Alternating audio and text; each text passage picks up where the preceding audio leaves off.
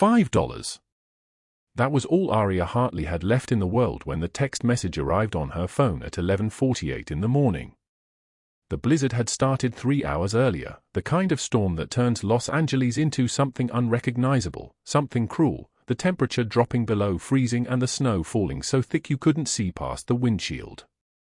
Aria's 2008 Honda Civic was dying.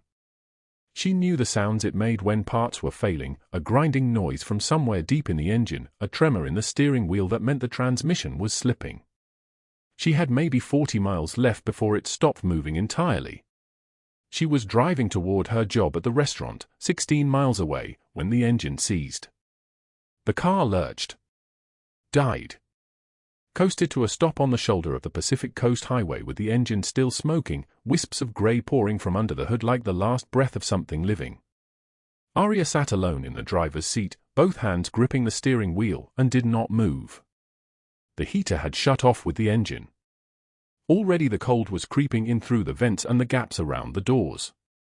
Snow pelted the windshield so hard she couldn't see more than a few feet ahead. The highway was empty except for the white wall of the blizzard. No cars. No other people. Just her and the silence and the sound of the wind tearing across the asphalt like a living thing trying to tear the car apart. Her phone buzzed in her coat pocket. She pulled it out. The message was from a number she did not recognize, but she knew exactly who had sent it. The words hit her like a blade wrapped in ice. Douglas Hale, you have 7 days. $35,000 or I start taking payment from Emma's school. You know how to reach me. Aria's hands went numb. Not from the cold. From something deeper. Something older. Douglas Hale was her ex-boyfriend, the man who had spent 8 years convincing her she was worthless, the man who had left bruises on her arms that faded but never quite disappeared from her memory. She had escaped him 2 years ago. She had moved across the city, changed her phone number, blocked him everywhere. She had rebuilt her life piece by piece, working double shifts, saving every penny, creating a world where he could not reach her anymore. Except he was reaching her. And he was claiming she owed him $35,000 for things she had never borrowed, money for a lifestyle she had never chosen, a debt that belonged to someone else entirely. When she went to the police, they had told her there was nothing they could do. The papers he showed them looked official. The judge he somehow knew was not answering her calls. $35,000 in 7 days or he would destroy what was left of her life. She had $5. The wind howled outside the car. The temperature inside was dropping fast, her breath already becoming visible in small clouds. Aria opened the door. The cold slapped her like a fist. Snow immediately began filling the interior of the car, accumulating on the seats, on the dashboard, mixing with the humid air of her desperation. She got out. She had to walk.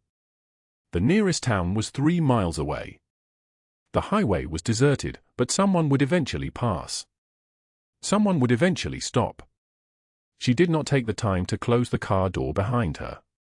The snow was deeper than it looked. It came up to mid-calf, soaking through her work pants almost instantly. Her coat was borrowed from the restaurant's Lost and Found, a thin thing meant for mild weather, not for blizzards. Her shoes had holes in the soles.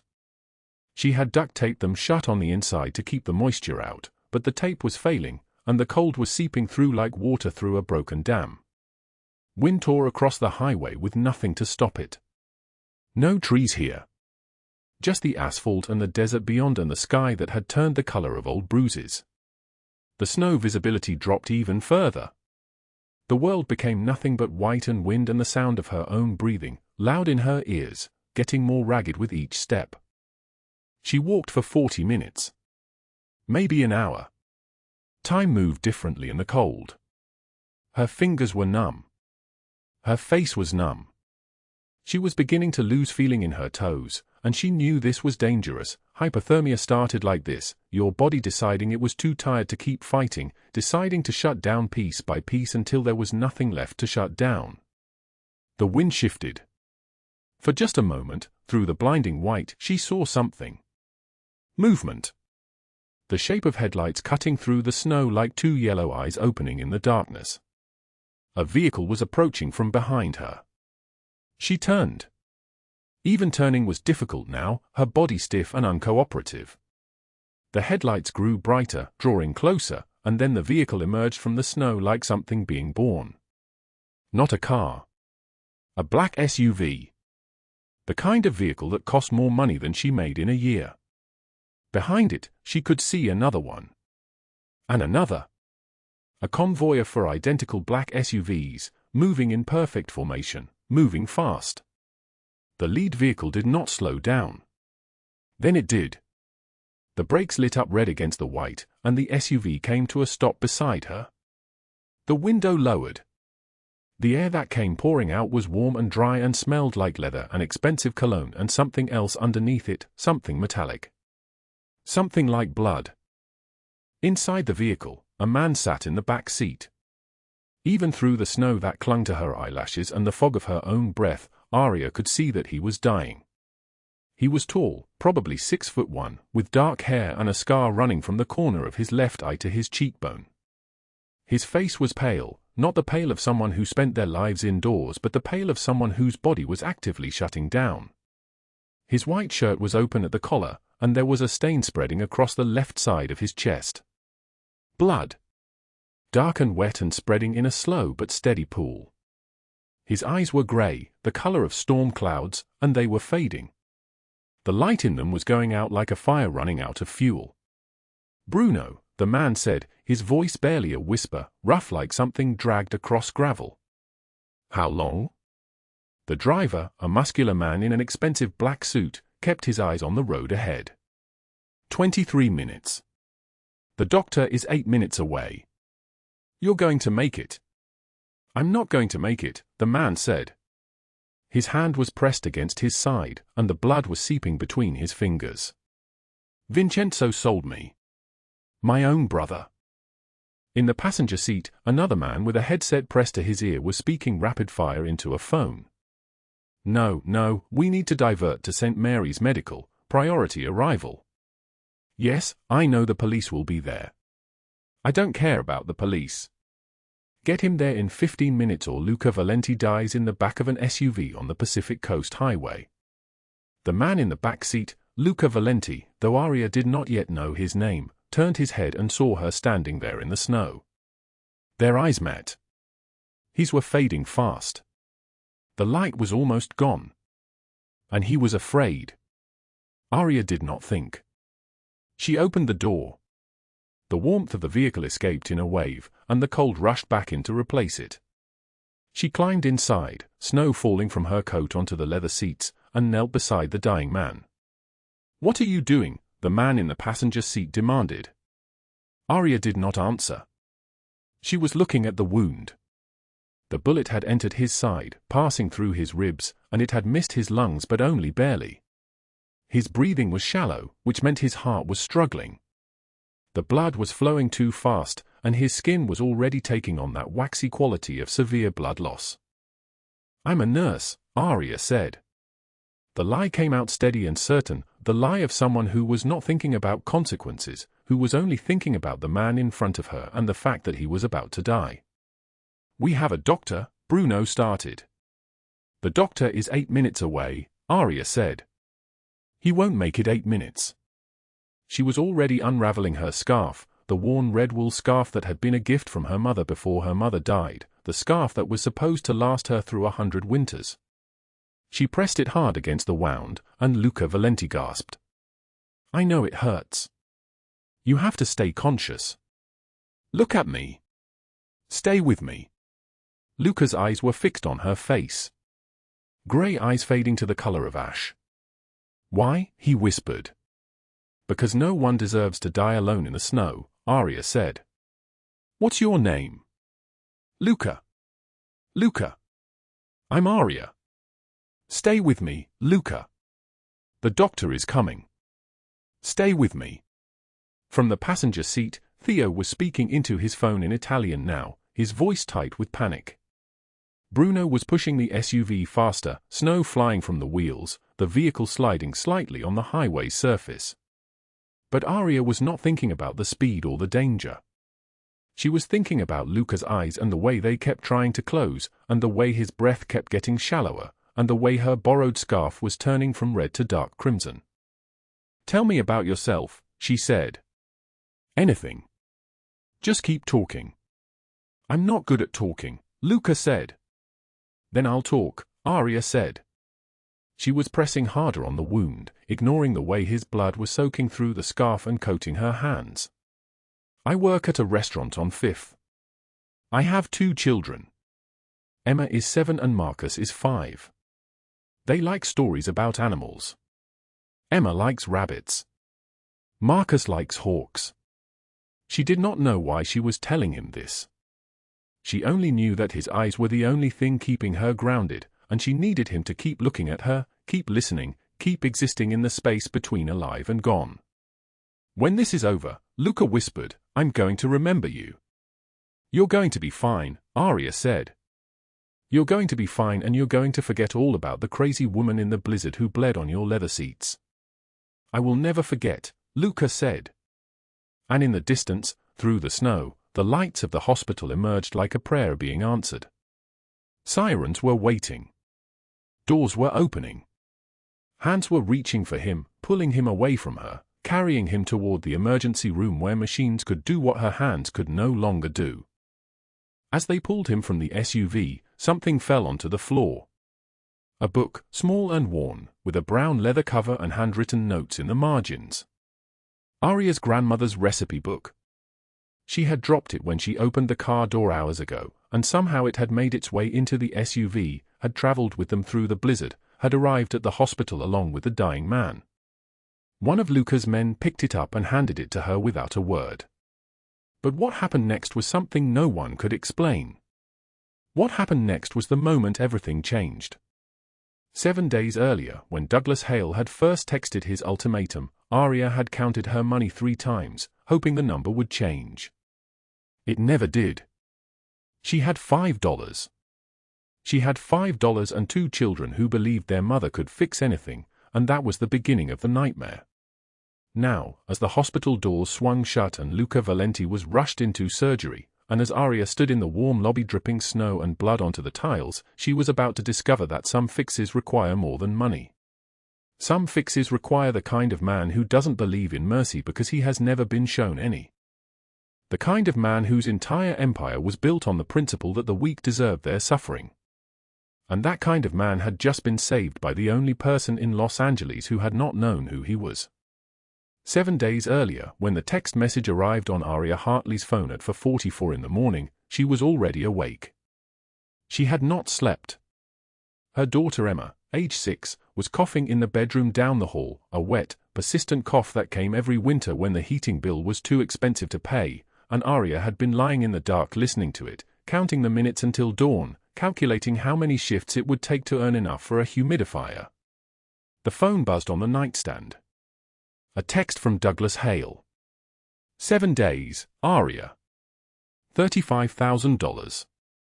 Or I take Emma and Marcus like we discussed. You signed the papers. Her hands trembled as she read it again.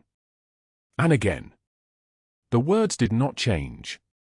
Douglas Hale, her ex-boyfriend of 14 months, the man who had left bruises shaped like fingerprints on her throat 6 weeks ago, was telling her she had 7 days to produce $35,000 that she did not owe him, money she had never borrowed, money that existed only in the forged loan documents he had created and made her sign at gunpoint while her children slept.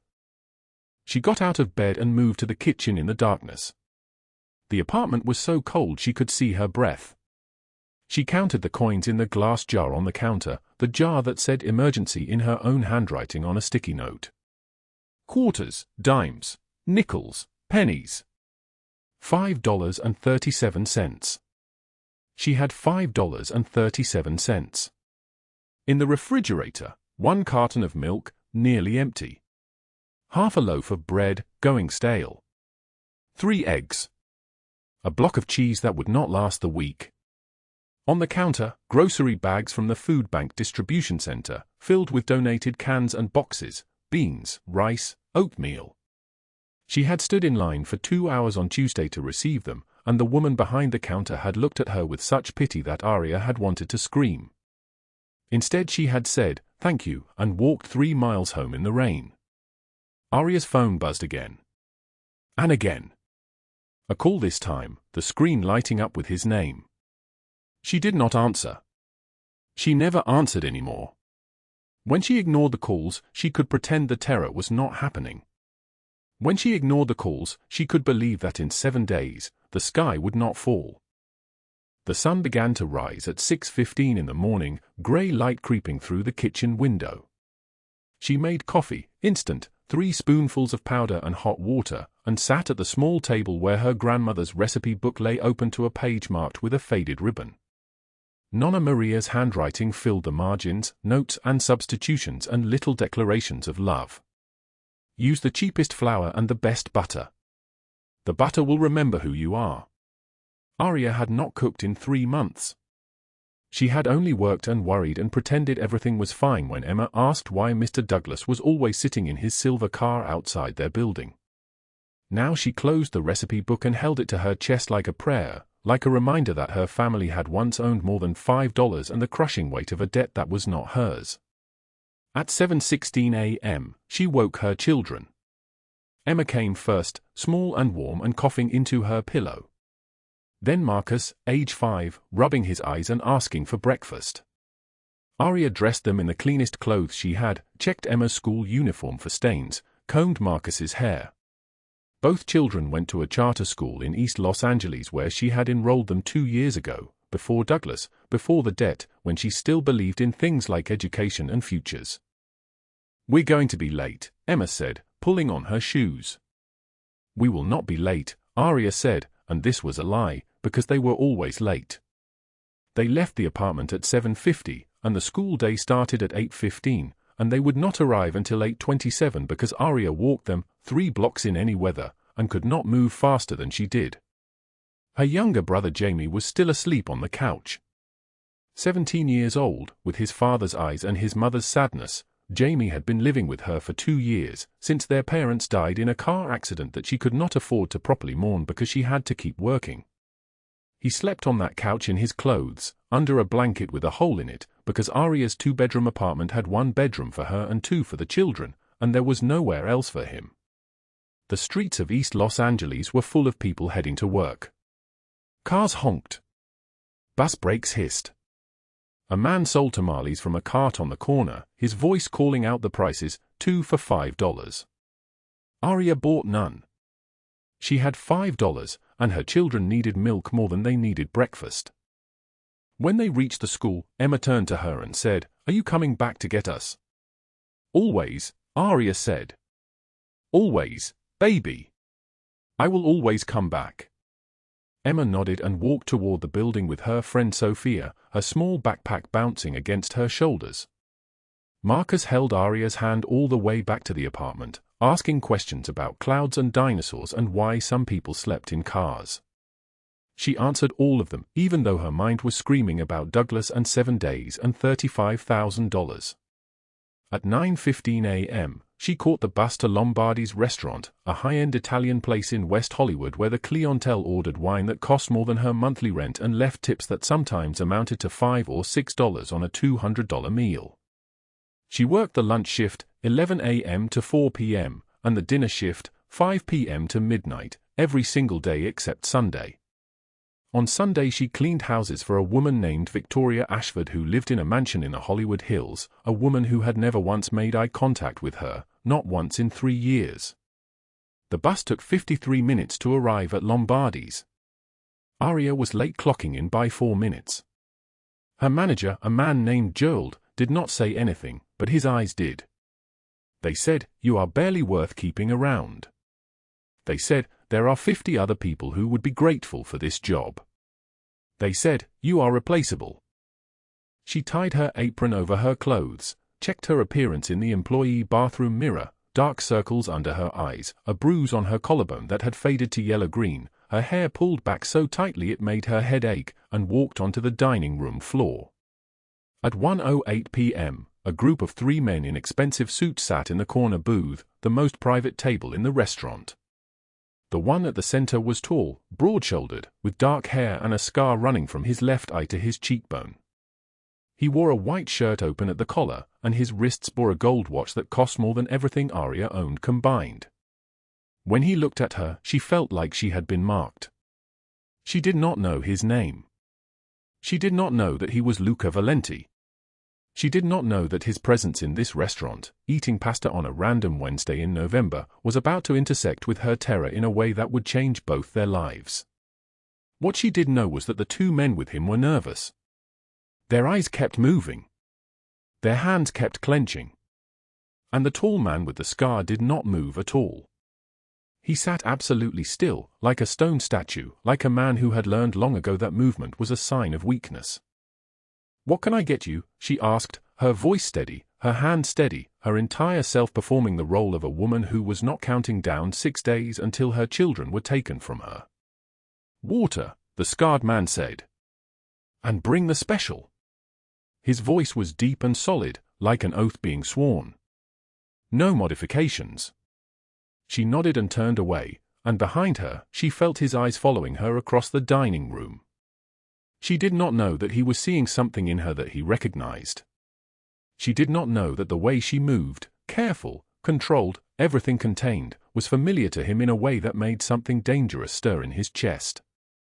She brought the water and the special and moved to the next table, where a woman ordered a salad with dressing on the side, and a man asked for the most expensive wine on the list, and the world continued turning exactly as it always did. At 11:56 p.m., when her shift ended, Aria had earned $47 in tips and kept $39 after she paid her table's share of the till. She had also eaten 3 bites of leftover risotto from a table that had sent their plates back to the kitchen, risotto that was cold and congealed but filled her stomach enough that the hunger stopped screaming. She caught the last bus home, and when she arrived at her apartment building at 12:43 a.m., she saw his silver sedan parked across the street. The engine was running. The headlights were off. Douglas Hale was sitting inside, waiting, watching, making sure she knew that he was there. 6 days left. She went upstairs and checked on her children, both sleeping. Emma had kicked off her blanket. Marcus was curled into a ball, his thumb in his mouth. Jamie was still on the couch, sprawled across the cushions like a broken thing. Aria went to the kitchen and picked up her grandmother's recipe book. She opened it to a random page and read one of Nonna Maria's notes in the margins. "When you are afraid, cook. When you are lost, feed someone else. This is how we survive." Her hands were shaking. She closed the book and held it to her chest and waited for morning, because morning would come, and then 5 more days after that, and then nothing at all. The blizzard intensified at 11:53 p.m. when Aria clocked out at Lombardi's, the wind howling through the service alley like something alive and angry. She had earned $47 in tips that night, kept $39 after paying her table's share, and eaten 3 cold bites of leftover risotto that a customer had sent back. Her car, borrowed from a co-worker named Janet, sputtered to life in the parking lot, exhaust white against the December cold. The radio warned of highway closures. Multiple accidents reported on the 101. Temperature dropping to 28 degrees. But Aria needed to drive north, needed to reach the apartment where Emma and Marcus slept, so she merged onto the freeway anyway, her grandmother's recipe book sitting on the passenger seat beside her like a prayer. The snow came thicker after mile 6. Visibility dropped to 20 feet. Cars pulled over, their hazard lights blinking red in the white chaos. Aria gripped the steering wheel, her knuckles pale, her breath fogging the windshield.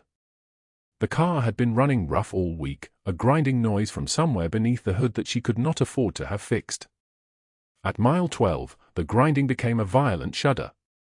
At mile 13, the engine died completely. She coasted to the shoulder, turned the key. Nothing.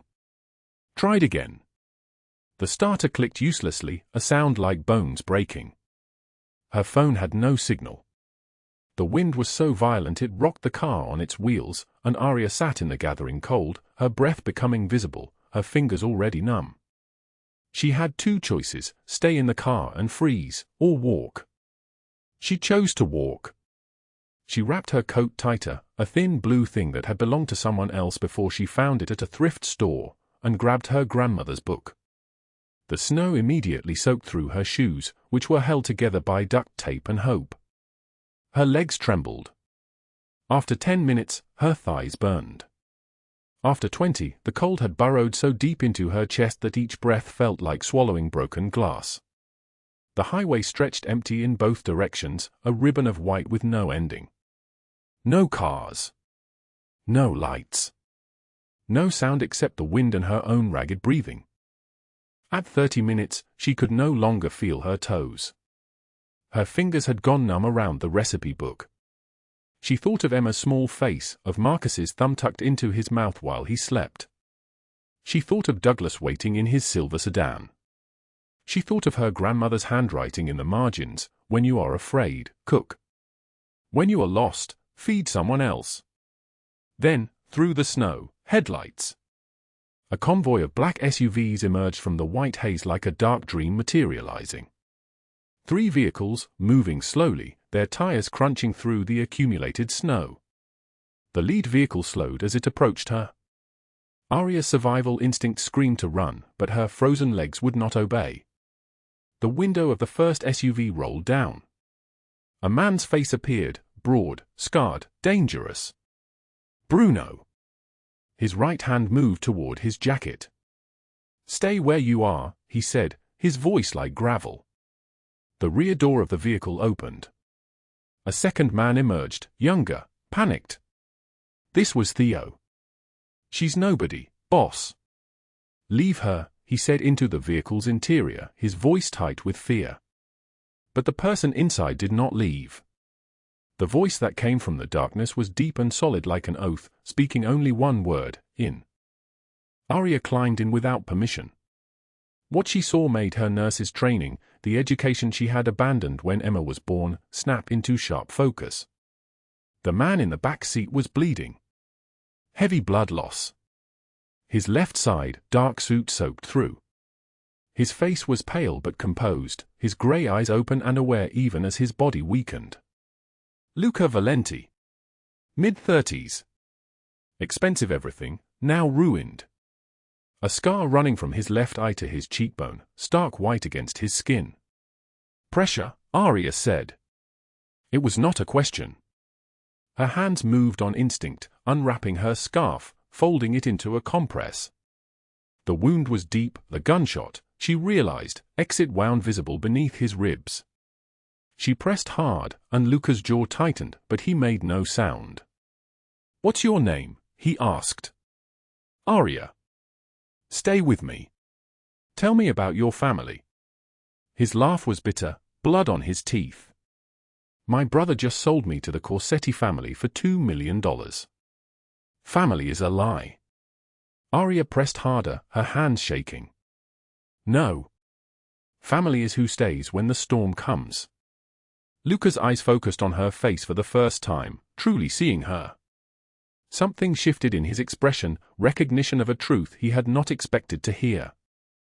Bruno drove through the blizzard toward Boyle Heights, toward a warehouse where a man named Dr. Chen kept a surgical suite hidden behind concrete walls. The drive took 40 minutes. Luca lost consciousness twice.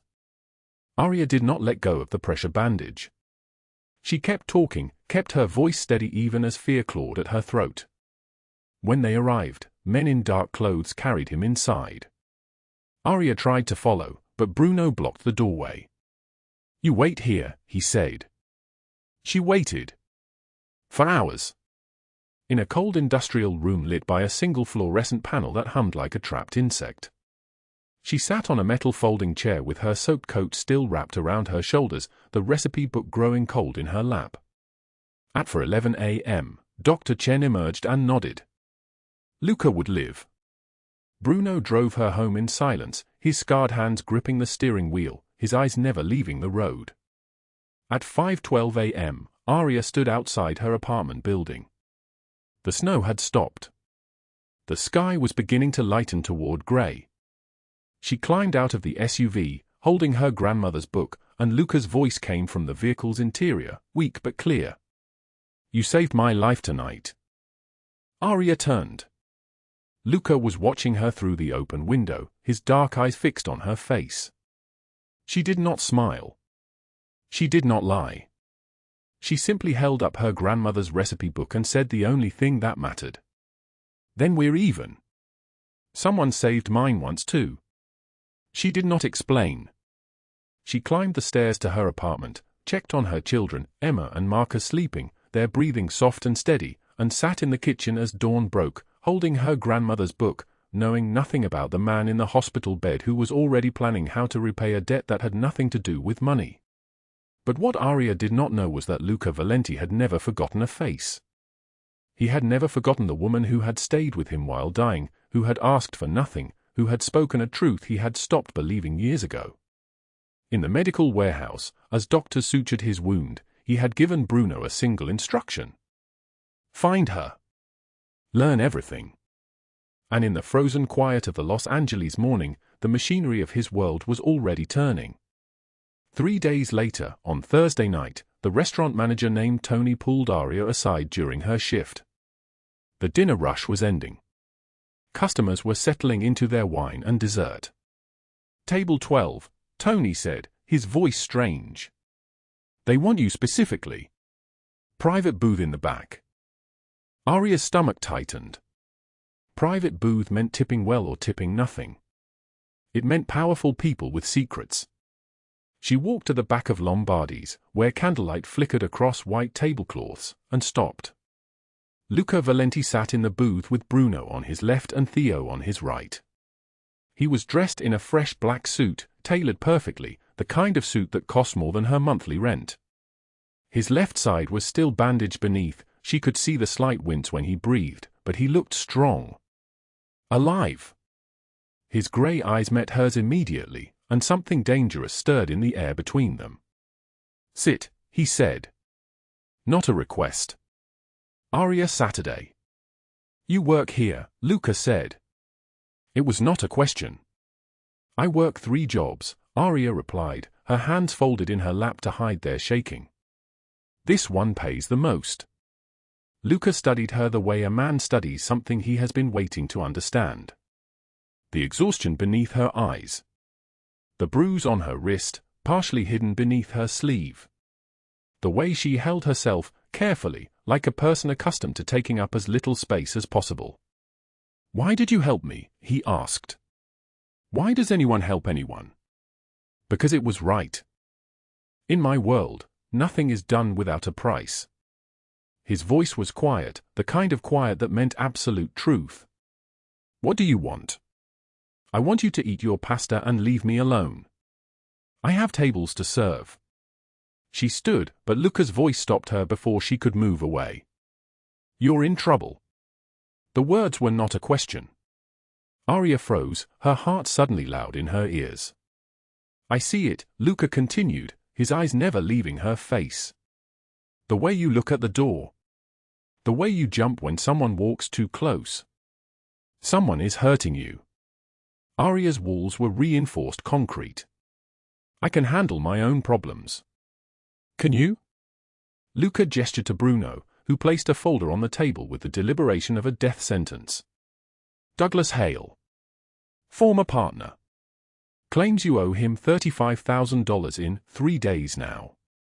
Forged loan documents. 2 officers on his payroll. He has been stalking you since October.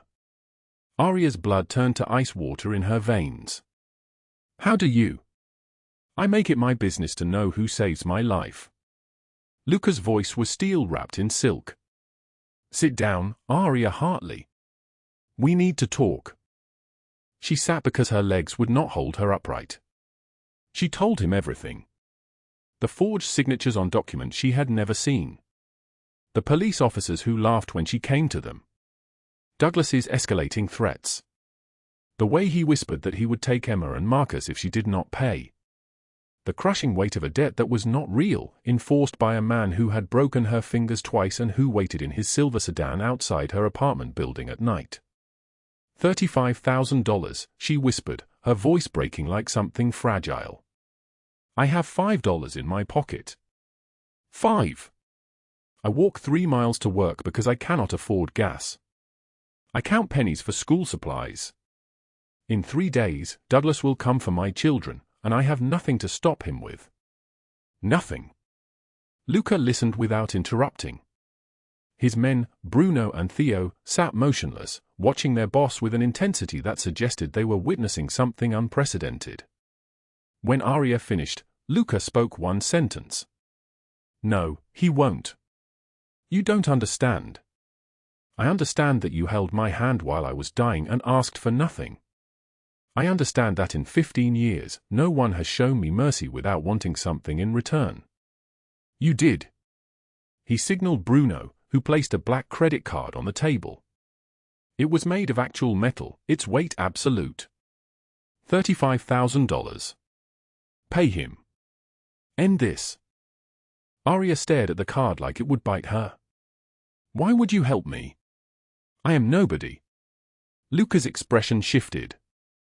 Something raw and unguarded crossed his face, like a door opening into a room he had kept locked for years. His voice dropped to barely a whisper. You are the woman who stayed in the storm. Bruno and Theo exchanged a glance. In 15 years, they had never heard their boss speak like this. Never seen his hands tremble slightly as he reached forward, his dark eyes fixed entirely on Aria's face. The restaurant door swung open with violence. Douglas Hale entered, bringing the cold with him. He was tall, athletic, with cold blue eyes and the kind of smile that stopped at his teeth. When he spotted Aria in the back booth with 3 men in expensive suits, his face darkened like a storm gathering. He approached directly, ignoring the hostess. Aria. We need to talk. Now. Aria stood, her fear rising like floodwater. Douglas, I am working. I do not care.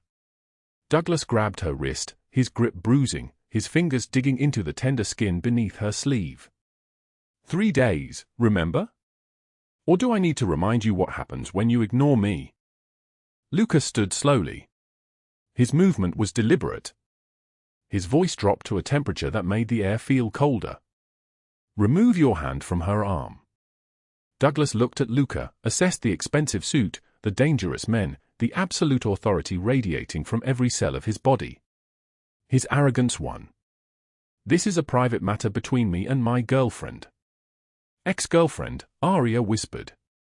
Douglas's grip tightened. She winced, and Luca moved faster than a man with a gunshot wound should move. He gripped Douglas's wrist with surgical precision and twisted. Douglas gasped, releasing Aria immediately, his face contorting with pain and shock. His arm bent at an angle that suggested breaking was only moments away.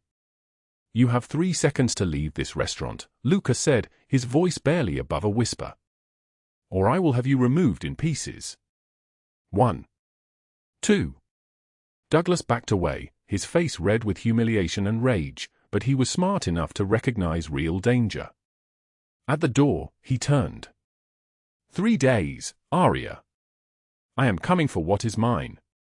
He left. The restaurant exhaled, conversations resuming at their tables, diners returning to their food. But the air had changed. Something violent had entered and left a mark on everything. A woman approached the booth, mid-40s, dripping in diamonds, her blonde hair styled into something cruel. Victoria Ashford, owner of the Lombardi's chain. She looked at Aria with barely disguised contempt, the way a person might look at a stain on expensive carpet. Aria, dear, Victoria said, her voice ice-wrapped in honey, causing scenes with customers. How unfortunate.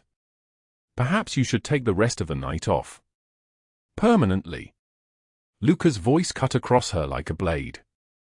Mrs. Ashford. Aria was defending herself from harassment.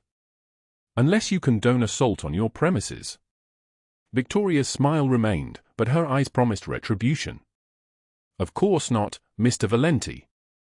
If you say so. She left. Luca turned back to Aria and placed the black card on the table once more. Go home to your children. Emma and Marcus need their mother rested, not broken. Aria took the card this time, her hands shaking. The metal was cold against her palm. I will pay you back. Every cent. I know you will, Luca said, and something in his tone made it sound like a promise written in stone. Aria walked home through the Los Angeles night, the card in her pocket feeling heavier than all $35,000. Behind her, in the restaurant, Bruno turned to Luca with an expression of absolute confusion. In 15 years, he had never seen his boss move like that. Never heard him speak with such intensity. Never watched him look at a woman like she was the answer to a question he had stopped asking. What just happened? Theo whispered. Luca did not answer. He was touching his wounded side, feeling the pain, and thinking about a woman in a blizzard who had stayed when she should have run. But what Aria did not know was that by accepting Luca Valenti's help, she had stepped into a world where debts were paid in blood, and Douglas Hale had just made a choice that would echo through eternity. In a warehouse in Boyle Heights, plans were already being made. Lists were already being written. By tomorrow morning, every person Luca knew would understand one absolute truth: Douglas Hale was finished. The sound of the SUV's engine faded into the November night, carrying Douglas Hale toward a reckoning that would make death seem merciful. Aria stood on the cold sidewalk in Luca's arms, her body trembling not from cold but from the sudden absence of terror. The weight of his coat around her shoulders, the steadiness of his heartbeat beneath her ear, these were things she had not allowed herself to expect. Above, in the apartment window, Emma's face disappeared. Marcus would be asking questions. Jamie would be pacing. But for this moment, suspended between the violence that had just ended and the consequences still unfolding, Aria could only breathe. The hospital, Luca said, moving toward the lead SUV. His voice was different now, no longer the controlled fury of 5 minutes ago, but something closer to devastation. He settled her carefully in the back seat, his hand never leaving her shoulder. Bruno drove with the precision of a man who had learned to move through a city without being noticed. The sirens of police vehicles wailed blocks away, already too late to matter. St. Mary's Medical Center blazed with fluorescent light at 11:48 p.m. Luca carried Aria past the waiting room to an elevator that required a key card, down a corridor where the walls held the particular silence of private medicine. A doctor appeared within seconds, not because Aria was critical, but because Luca Valenti had entered the building. The man's hand shook slightly as he examined her swollen eye, her bruised ribs, the purple handprints that branded her throat like a signature of shame. Concussion, the doctor said quietly. 2 ribs fractured, not broken. The facial trauma is severe but will heal. She should stay overnight for observation. Luca nodded, already pulling out his phone. Arrange for her own room. Private security outside. No visitors except her brother and her children. To Aria, you'll stay here until you're healed. I've arranged for your shift to be covered. Everything is managed. The word managed should have comforted her. Instead it terrified her, the ease with which he had swept in and reorganized her entire existence, erased the threat that had been choking the life from her for months. My kids, she whispered through swollen lips. They saw. Jamie has them. He's been calling every minute.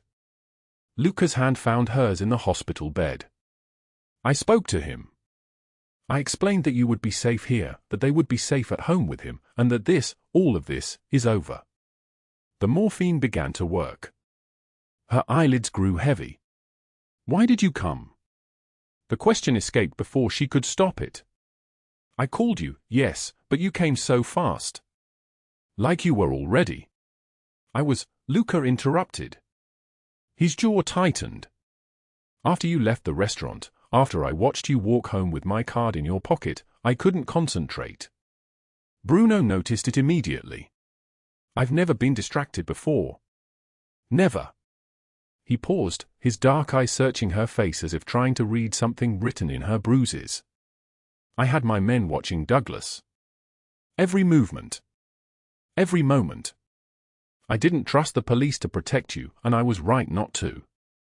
The confession hung between them. In 15 years, Bruno had told the other men, Luca had never admitted to following a woman.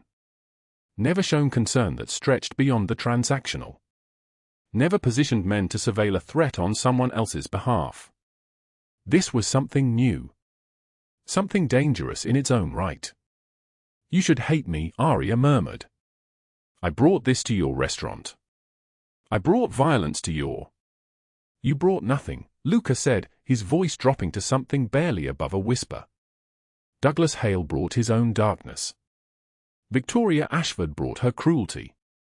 You did nothing except survive, and that took more strength than most people possess." Sleep pulled her under before she could respond. She woke at 3:13 a.m. to the sound of her own breathing, ragged and painful. Her eye was bandaged. Her ribs wrapped tight. The four in her arm delivered antibiotics and pain medication in a steady, measured drip. Through the window, Los Angeles sprawled like a circuit board of lights, indifferent and vast. Somewhere in this city, Douglas Hale was experiencing justice of a kind the courts would never deliver. Somewhere, Victoria Ashford was realizing that the restaurant she'd built her identity around no longer belonged to her. Somewhere, Officers Brennan and Cole were waiting for the hammer to fall. But what occupied Aria's mind was not revenge or vindication. It was the image of her children's faces pressed against the window, Emma's scream silent but visible, Marcus's confusion as he watched his mother pulled into the arms of a man he had only seen once. These were the costs that mattered. These were the wounds that would not show up on any medical chart. The door opened. A woman appeared, thin and sharp-featured, wearing scrubs that marked her as hospital staff. But her eyes held no medical concern. She moved with the deliberate posture of someone delivering a message rather than checking vitals. "Mr. Valenti sent me," she said, setting a small box on the bedside table. "He said you would want this." Inside was Aria's grandmother's recipe book, the one she had mentioned in passing months ago during the blizzard, the leather cover worn soft from decades of use. The margins were filled with Nonna Maria's handwriting in faded Italian and English, not just recipes, but observations. Wisdom. The voice of a woman who had survived wars and losses and poverty, who had believed that feeding people was an act of rebellion against despair. On the first page, someone had added a note in Luca's handwriting: "Nonna Maria was right. Hartley women do not break. The evidence is standing in front of me." Aria held the book against her chest and wept, not from pain, but from the understanding that had finally crystallized in the hospital silence. She was no longer invisible. She was no longer alone.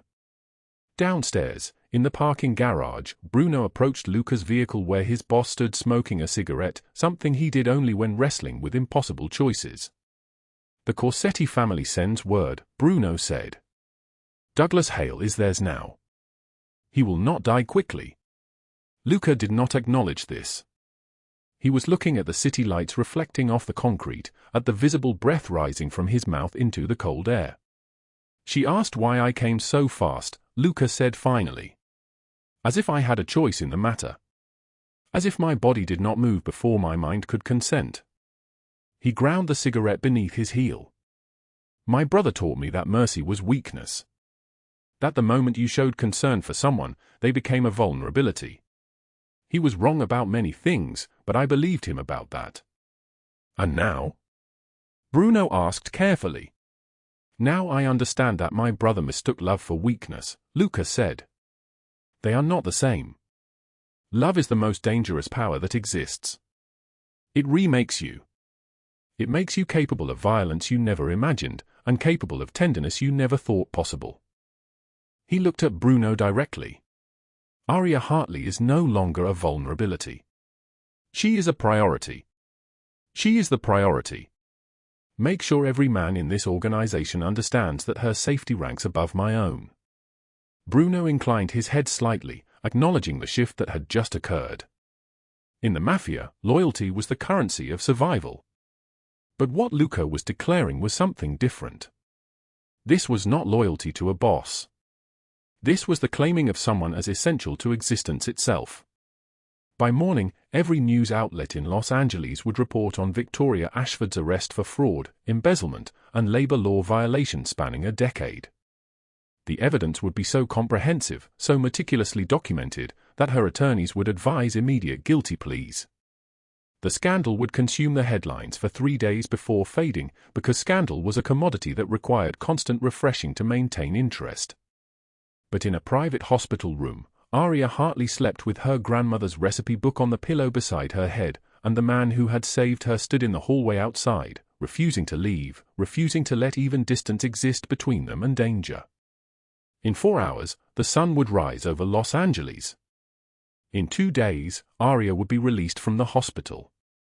In 1 week, she would understand that accepting Luca's help meant accepting that her old life had ended completely, not from hardship, but from being chosen by someone powerful enough to remake the entire world around her. But that reckoning was still coming. 6 months later, the city sprawled beneath them like a circuit board of light, each window a small miracle of electricity and warmth and safety. Aria Hartley stood at the edge of the penthouse balcony, her hands resting on glass that cost more than her grandmother's entire house, and she thought about the woman she used to be. The woman who counted pennies. The woman who hid bruises beneath long sleeves. The woman who believed invisible meant safe. That woman no longer existed. Her navy dress caught the wind coming off the Pacific, silk that moved like water, and Aria let her eyes close for just a moment. Behind her, through the floor-to-ceiling windows, the apartment glowed with warmth. Art on the walls now. Not print reproductions but actual paintings, the kind that hung in galleries. A kitchen where the refrigerator was never empty, where Emma and Marcus could ask for anything and receive it without her heart breaking at the arithmetic. 3 Italian restaurants bearing her grandmother's name are Maria's, and 2 more being built in Santa Monica and Pasadena. The recipe book sat on the counter inside, its pages yellowed and worn, written in her nonna's careful hand, and now those recipes fed thousands of people every week. Success looked like this. Like standing alone on a balcony overlooking Los Angeles, unafraid, with nothing to hide and no one hunting her. And yet something was missing. The apartment door opened. She did not turn, assuming it was her assistant reviewing tomorrow's supply orders. "I thought I might find you here." Aria's breath stopped. The voice was deep and solid like an oath, like a blade cutting through silence. She turned to find Luca Valenti framed in the doorway, and her heart performed an arithmetic of its own, a calculation that had nothing to do with survival and everything to do with wanting. He looked different.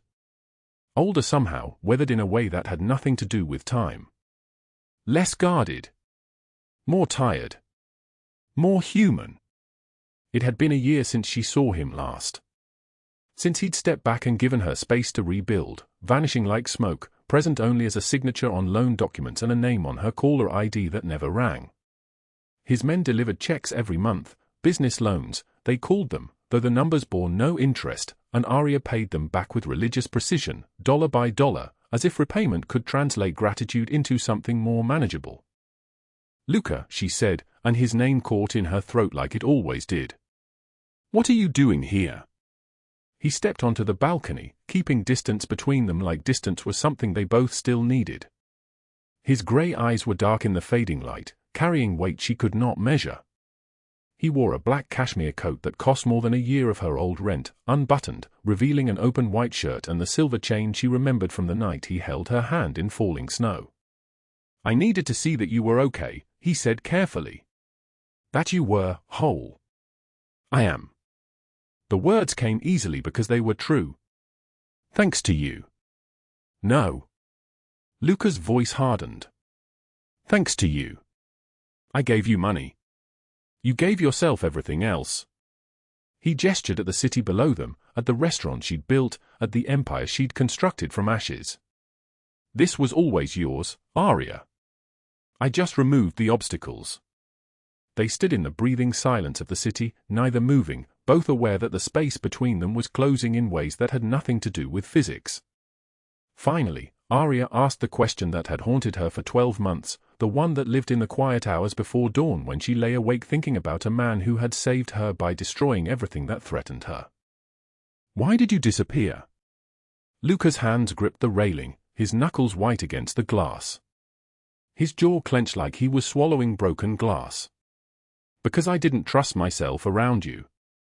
"What does that mean?" "It means," he stopped, forced himself to continue. My brother betrayed me because I chose power over family. I built an empire on the belief that mercy was weakness, that caring was vulnerability, that love was a liability. And then you knelt in the snow and held my hand while I died, and you asked for nothing. You shattered everything I believed. He turned to face her fully, his grey eyes burning with the intensity of someone who carried truths too heavy to keep locked inside anymore. That night on the highway, you saved my life, Aria. But that's not the only way you saved me. His voice dropped lower. After my brother sold me to the corsetters, after I crawled out of that ambush bleeding, I was ready to burn the world down. Every person who claimed to love me was a liar or a traitor. I was going to kill my own blood, destroy families, salt the earth where they stood. Mercy was dead in me. Aria felt something shift in her chest, a recognition of what it meant to survive something that killed the person you used to be. And then you appeared in a blizzard, freezing and desperate, and you saved a stranger because no one deserves to die alone. You reminded me that family isn't blood, it's choice. That staying when the storm comes matters more than any empire I could build. His voice became a whisper. I disappeared because I was falling in love with you, and I didn't know if I was allowed.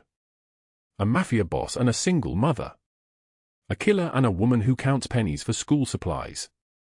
It felt like blasphemy, like I'd ruin you just by standing too close. Aria's eyes filled with tears. You saved my children, Luca. You saved my life. You think you'd ruin me? I know what I am, he said, bitterness coating every word. I know what I've done. Aria crossed the balcony, closed the distance that seemed to stretch forever. She stood inches from him, close enough to feel the heat radiating from his body, close enough to see the war happening behind his eyes. I know what you are too. You're the man who held my hand in a hospital after Douglas broke my ribs. You're the man who hired 12 tutors so Emma wouldn't fall behind in school while I recovered. You're the man who visits Nonna Maria's grave every month and leaves flowers, thinking I don't know. Luca's breath caught. How did you? Your Lieutenant Bruno isn't as subtle as he thinks he is. Aria took his hand, the same hand she'd held in snow a year ago when it was bleeding and she didn't flinch. You think you're a monster, Luca. I think you're a man who learned to choose differently. Who chose mercy over revenge. Who chose to protect instead of destroy. I destroyed Douglas, Luca said flatly. I handed him to the corsetters knowing exactly what they'd do. Douglas would have killed me and taken my children. You ended a threat. That's not destruction, that's protection. She stepped closer, her forehead nearly touching his. For a year, I've been waiting for you to come back. For you to realize that saving each other wasn't a debt to be repaid. It was a door opening. A choice we both made in a snowstorm that changed everything. Luca's hand rose to cup her face, his thumb brushing the place where her eye had swelled shut a year ago, where pain had carved itself into her skin and left no trace. If I stay, if we do this, my world will always touch yours. My enemies, my past. Your family, Aria interrupted, and she saw him flinch at the word. Bruno. Theo. The network that makes sure Emma and Marcus are safe every day. The men who surrounded my building twice last month when Douglas's cousin showed up drunk and angry. That's family too, Luca. And family stays when the storm arrives. It was her own words, thrown back at him from the night they met, reforged into something neither of them expected. Luca's composure finally fractured like ice beneath weight. His forehead touched hers, his eyes closing as if he couldn't bear to see her clearly anymore, as if seeing her clearly meant accepting that he deserved to have her in his life. I don't deserve you. Maybe not, Aria said with a small smile. But I'm choosing you anyway. The kiss was inevitable and gentle, full of a year's worth of waiting and truth finally spoken aloud. When they pulled apart, Luca whispered, Emma and Marcus. Sleep over tonight, Aria said, her smile widening with a knowledge that made him laugh, rusty, genuine, unguarded. I was hoping you'd come. You knew I would. Bruno told me you've been circling this building for 3 weeks, trying to decide if you should come up. She watched his expression shift from disbelief to something softer. "Don't you dare fire him. I like him." They stood together on the balcony as the sun melted into the Pacific, two people who'd found each other in a storm and chosen to stay when everything else fell apart. Below them, the city hummed with life, unaware that on a 42nd floor balcony, a man who had built an empire on fear had finally learned to build something on love instead. 365 days earlier, Aria had been invisible. Now she was unforgettable. And the man who had learned to choose mercy was finally, at last, choosing himself. 6 months later, her grandmother's restaurant filled with the smell of rosemary and garlic and the sound of dishes clinking, customers laughing, a life being lived fully. Emma and Marcus sat at a corner table doing homework, completely safe, visited by Bruno who brought them desserts and made them laugh until they couldn't breathe. Luca sat in the private booth in the back conducting business, but his eyes constantly found Aria moving through the dining room, vibrant and alive, and when she caught his gaze, she smiled, not the careful smile of someone hiding, but the real smile of someone who had nothing left to fear. This story teaches us something the world rarely whispers: family is not always bound by blood but by those who choose to stay when the storm arrives. Aria chose to stay for a dying stranger. Luca chose to stay for a woman who asked for nothing. And in that choice, they remade themselves. How did Aria Hartley's journey make you feel? What would you have done if you were the one bleeding in the snow? Have you ever known someone who went through something similar? Please leave a comment below and share what's in your heart. Every comment you leave is a precious source of motivation that helps us continue creating meaningful stories about love, redemption, and second chances. If this story touched you, please subscribe to this channel, like and share this video with the people you love. And remember, no matter how hard life gets, after the rain, the sky clears. Thank you for staying with us until the very end. Goodbye, and we will see you again in the next video.